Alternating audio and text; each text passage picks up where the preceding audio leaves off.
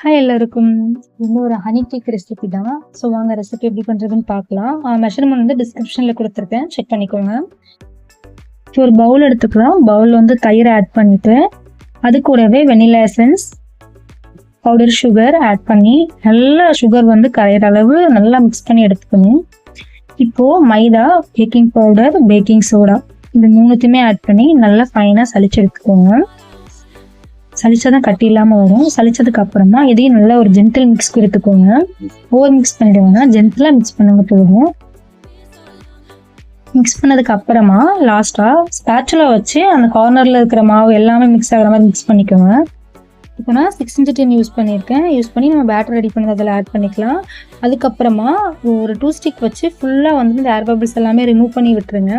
நீங்கள் ஓடிஜியில் பேக் பண்ணுறீங்கன்னா 180 degree செல்சியஸில் 25 to 30 minutes பேக் பண்ணி எடுத்துக்கோங்க. நார்மல் குக்கரில் நீங்கள் பேக் பண்ணுறதுனால பேக் பண்ணிக்கலாம், அதே டைமிங் தான் வரும். அப்பப்போ இடையில மட்டும் செக் பண்ணிக்கோங்க. இப்போ அதை பேக் பண்ணி எடுத்துகிட்டு வந்துடுறேன். இதுக்கு அப்புறமா நம்ம வந்து சுகர் ப்ளஸ் வாட்டர் ரெண்டுத்தையுமே மிக்ஸ் பண்ணி நம்ம வந்து இந்த சுகர் சிரப் வந்து ரெடி பண்ணுவோம். கொஞ்சம் திக்காகவே ரெடி பண்ணி குலோப் ஜாமுனுக்கு நம்ம ரெடி பண்ணுவோம்ல, அந்த மாதிரி ரெடி பண்ணிக்கோங்க. ரெடி பண்ண சுகர் சிரப்பில் ஹனி ஆட் பண்ணிக்கோங்க. ஹனி வந்து உங்களுக்கு தேவையான அளவு தான், 1 spoon 2 spoon 3 spoon உங்களுக்கு எந்த அளவு ஃப்ளேவர் ஓகேவோ அந்தளவு ஹனி ஆட் பண்ணிக்கோங்க. ஹனி ஆட் பண்ணி நல்லா மிக்ஸ் பண்ணி எடுத்துக்கோங்க. இப்போது மேலே ஆட் பண்ணுற ஜாமுக்கு மிக்ஸில் ஃப்ரூட் ஜாமும் கொஞ்சமாக வாட்டர் ஆட் பண்ணி நல்லா மிக்ஸ் பண்ணி எடுத்துக்கோங்க. ஏன்னா அது கொஞ்சம் கட்டியாக இருக்கும், நம்ம மிக்ஸ் பண்ணால் தான் நல்லாயிருக்கும். ஸோ கேக் இப்போ வந்து ரெடி ஆகிடுச்சு, பேக் ஆகி. நான் வந்து நல்லா கூல் டவுன் பண்ணிக்கிறேன். உங்களுக்கு பார்க்கும்போதே தெரியும், ரொம்ப சாஃப்டாக இருக்கும். இது எக்லெஸ் ஹனி கேக் தான். ரொம்ப டேஸ்ட்டாகவும் இருக்கும், அதே அளவு சாஃப்டாகவும் இருக்கும்.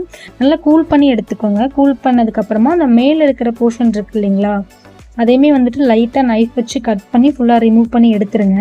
இப்போ அடுத்தது என்ன பண்ண போகிறோம்னா, நம்ம ஹனியும் சுகர் சிரப்பை மிக்ஸ் பண்ணி வச்சுருந்தோம். அது ஃபுல்லாக கேக்கில் அப்சர்வ் ஆகிற அளவுக்கு நம்ம அப்ளை பண்ணி எடுத்துக்கலாம். அது அப்சர்வ் ஆனால் தான் ஜூஸியாக இருக்கும் உங்களுக்கு கேக்கு, அந்த ஹனி ஃப்ளேவர் அப்படியே வரும்.